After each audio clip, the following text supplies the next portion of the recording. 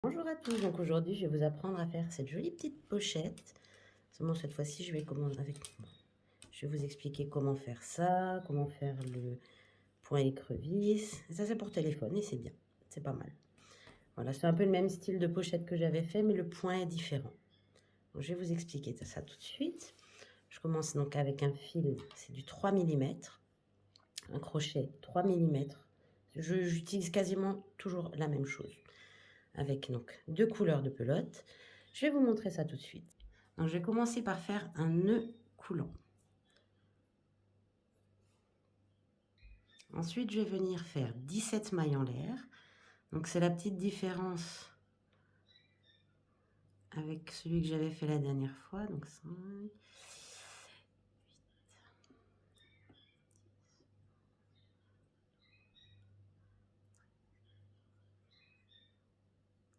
La dernière fois, j'avais fait 15 mailles en l'air, mais comme c'était un point non serré, on pouvait facilement, ça s'élargissait facilement quand on mettait le téléphone dedans. Là, avec celle-ci, le point est très serré, donc du coup, ça s'élargit beaucoup moins, en fait. Ça s'élargit un petit peu, mais quand même beaucoup moins. Par contre, c'est beaucoup plus solide que l'autre de la dernière fois. Donc ensuite, je vais venir faire une nouvelle maille en l'air. Dans la deuxième maille en l'air, à partir du crochet, je viens faire une maille serrée. Hop. Ensuite, je refais une maille serrée dans chacune des mailles, comme la dernière fois, en fait. Une maille serrée dans chacune des mailles.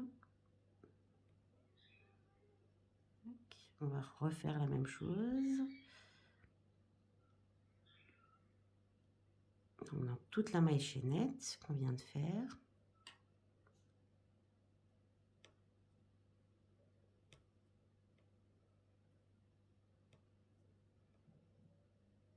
Normalement, en tout, quand vous arrivez au bout, vous avez 17 mailles serrées.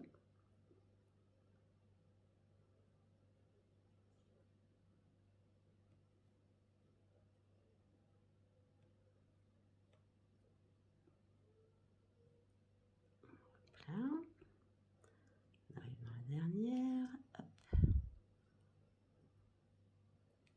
Hop. Ensuite, dans cette même maille, vous refaites 2 mailles serrées. 1 et 2. Maintenant, vous allez venir faire une maille serrée de l'autre côté de la chaîne. Donc là où vous avez fait les mailles serrées, vous le voyez, vous refaites une maille serrée dans chacune des mailles. De toute façon, je le ferai avec vous pour ce premier rang, comme toujours. Tac, on pique bien. Ça, de toute façon, ça fait un petit trou à chaque fois que vous étiez passé de l'autre côté. Donc, en gros, vous retrouvez facilement. Donc, celle-là, je viens de la faire. Je fais la suivante. J'en profite pour tenir mon fil en même temps. Comme ça, j'aurai pas besoin de le rentrer après. Il suffira juste de le couper.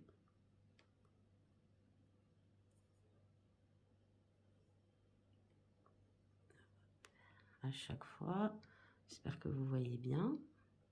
À chaque fois, là où vous avez le petit trou, la dernière maille serrée, vous refaites une maille serrée. C'est marrant, le fil, il veut jamais suivre. Hop là, à chaque fois, une petite maille serrée. Non. Tac. Toujours pareil.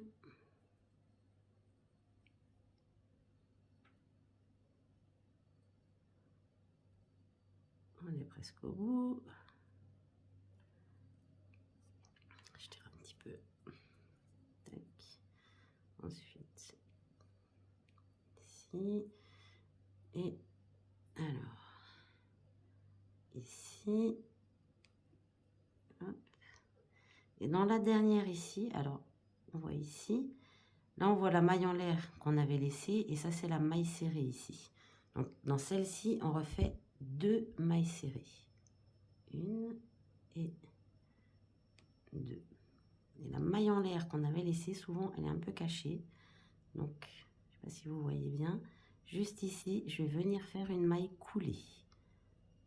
Voilà, on a fait le premier tour. Maintenant, on refait une maille en l'air et on va faire un tour uniquement dans la maille arrière de chaque maille serrée et on refait des mailles serrées tout le long. Là, c'est uniquement dans l'arrière. Donc ça nous permet de faire le petit effet ici. Je ne sais pas si vous voyez bien. En fait, vous avez la maille de devant qui ressort. Et ça fait comme un petit trait, en fait. C'est un petit peu, on va dire, pour délimiter le bas du truc. Donc je recommence, je continue. Par contre, je vais peut-être pas le faire avec vous entièrement. Donc là, toujours uniquement dans la maille arrière, tout le tour. Je vais vous retrouver, je pense, à la fin du rang. Parce que j'ai encore pas mal de choses à vous expliquer après. Voilà, donc moi j'arrive dans la dernière maille serrée. Je fais encore la dernière avec vous. Hop. Dernière maille serrée. Et là, on voit que ici, c'est la dernière maille coulée qu'on avait fait et la première maille en l'air. Donc, on va venir faire une maille coulée. Ensuite, alors moi, je fais 2 rangs d'une couleur et un rang d'une autre couleur. Alors, je vais vous montrer. On commence. On fait une maille serrée dans la maille serrée normale. En fait, ça, c'est juste répétitif. On va faire tout le temps la même chose. Là, ici, on a la deuxième maille serrée. Alors, on va pas venir piquer dans les 2 brins comme d'habitude. On va venir en bas de la maille serrée et on va faire une maille serrée. La suivante, je fais une maille serrée normale. Là, la suivante, j'ai ma maille serrée ici. Je vais venir au pied de la maille serrée, là où il y a le trou, et je vais faire une maille serrée. Et en fait, ça fait ce petit effet de, comment dire, une maille serrée normale et une maille serrée allongée un petit peu. Voilà. Et en fait, ce qui fait que le travail est beaucoup plus solide. Donc, les points sont plus serrés, c'est plus solide. Mais par contre, c'est très long à faire. Et moi, j'adore les faire. Donc, voilà. Donc, je recommence. J'ai fait donc la maille serrée en bas. Je fais une maille serrée normale. Tac. Je reprends ma maille serrée là. Je vais dans le trou en dessous. Ici, j'ai ma maille serrée normale. Là, c'est la maille serrée normale. Je vais dans le trou en dessous. Après, pour les rangs suivants, ce sera plus facile. Tac. Ensuite, maille serrée normale, je vais en bas. Une maille serrée normale. Là, elle est là. Je vais en dessous. Et en fait, vous faites ça tout le tour. Et je vais vous retrouver après pour le changement de couleur. Voilà, donc là, je suis arrivée à la fin. Là, c'est ma maille coulée. Non, même pas. C'est encore une maille serrée. Donc, hop, je pique en dessous. Je refais ma maille serrée. Ici, j'ai ma maille coulée et ma maille en l'air. Je vais piquer, mais là, par contre, je vais changer de couleur de fil. Voilà, donc moi, je fais 2 rangs de orange et un rang de rouge. Donc, je prends mon fil et je le fais passer pour faire une maille coulée. Là, je tire un petit peu sur le orange. Prends le rouge. Et là, on va rentrer en même temps. Donc, je fais une maille en l'air. Ensuite, ici, on avait piqué dans la maille serrée normale. Donc, cette fois-ci, on va piquer en dessous.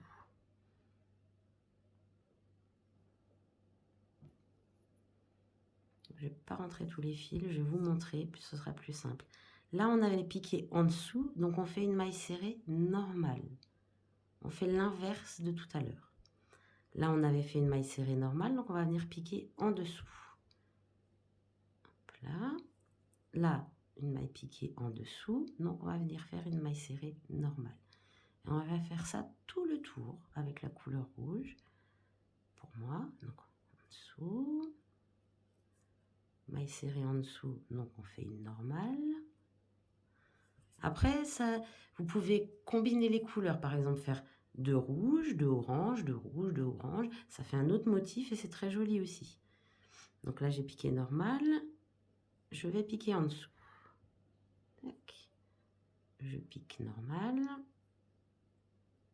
Là, hop, j'avais piqué normal, donc je pique en dessous. Je vais vous retrouver à la fin du tour. Je vous montre encore 2-3 fois. Ça, je pourrais vous expliquer comment reprendre la couleur orange après. Tac, je pique en dessous. Et on alterne à chaque fois en dessous et normal. Voilà. On se retrouve à la fin. Voilà, donc moi j'ai fini mon tour de rouge.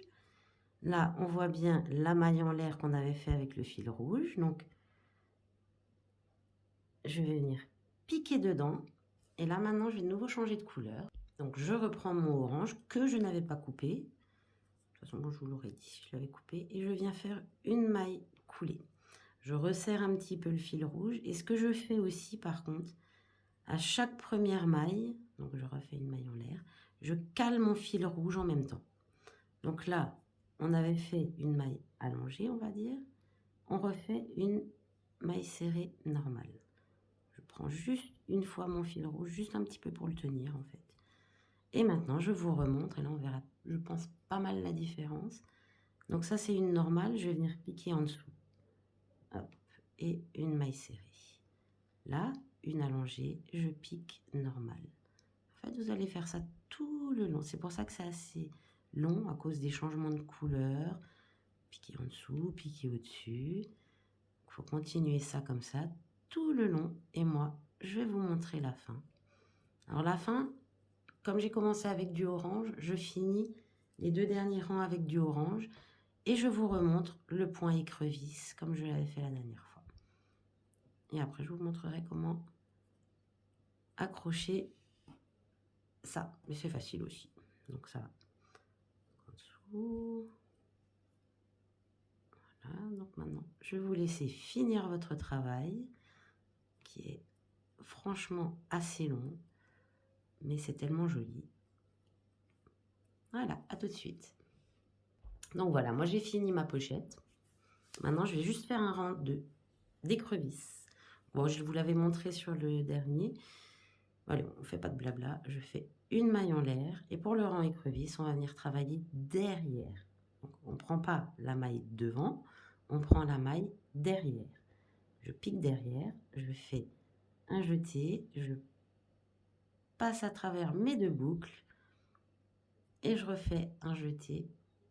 En gros, c'est une maille serrée derrière, mais c'est compliqué. Voilà, je passe mon fil, je le récupère. Hop là, je vais essayer de bien vous montrer. Donc, je passe mon crochet, je fais le tour avec mon fil, je récupère mon fil, je passe à travers les 2 boucles. Hop, je récupère et je refais un jeté. Tac, je fais un jeté. Je passe à travers, j'y vais doucement, hop, je récupère mon fil et je repasse à travers. Et ça fait un joli petit effet de fini. Après, vous pouvez aussi faire des points éventail qui peut faire joli. Donc voilà.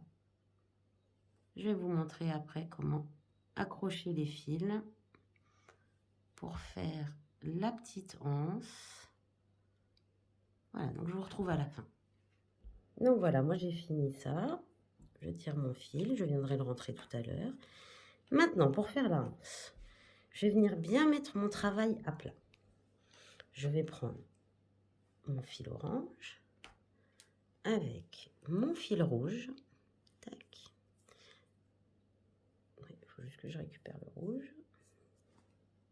Voilà, donc j'ai mon fil orange et mon fil rouge. Je vais venir faire un nœud coulant, normal. Je laisse un peu de fil pour pouvoir rentrer les fils tout à l'heure. Je fais un nœud coulant, tout simple. Ensuite, je tire mon fil. Je vais venir ici, là, dans la maille qui est de côté. Je vais venir faire une maille coulée. Donc, je fais un jeté, je récupère. Ça va être compliqué. Tac, et là, je viens passer au travers. Par contre, j'ai pas changé de crochet.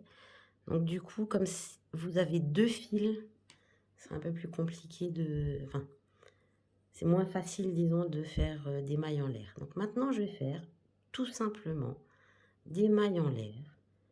Et la dernière fois, j'ai compté, j'en ai mis 160. Donc après, ça dépend du fil que vous utilisez, de la façon dont vous serrez les points. Honnêtement, il faut vérifier que votre anse soit assez grande pour vous quand vous en aurez besoin. Voilà. Il ne faut pas que ce soit trop petit, il ne faut pas que ce soit trop grand. Donc là, je vais vous laisser faire vos mailles en l'air, parce que ça peut prendre du temps aussi. Quand le fil il s'en mêle, par exemple, hein, il y en a partout. Donc ça peut prendre pas mal de temps pour faire 160 mailles en l'air. En fait, je vous laisse juger par vous-même du nombre de mailles en l'air dont vous avez besoin pour faire votre anse. Et après, on viendra donc accrocher le fil de ce côté. Donc moi, j'ai fait 160 de plus que ce que j'avais commencé. Donc voilà, on voit pas bien. Donc maintenant, je vais venir faire juste comme avant, piquer et une maille coulée. Tac, et je refais une maille en l'air. Je coupe mon fil assez grand pour pouvoir le rentrer. Et voilà, c'est accroché. Donc après, il y a des fils qui traînent partout. Voilà, là vous avez 2 fils, là vous avez 2 fils, et là il y en a encore 2 à rentrer. Après, il n'y en a pas non plus énormément à rentrer. Celui-là, normalement, j'ai juste à serrer un peu, c'est bon. Donc voilà, alors ici, j'avais pas envie de rentrer les fils. Du coup, j'ai mis des petites perles que j'avais sous la main à ce moment-là. Voilà, c'est pas mal aussi. Je vous souhaite une bonne journée, j'espère que ça vous aura plu. N'hésitez pas à laisser un petit pouce bleu si ça vous intéresse d'en avoir d'autres. Voilà.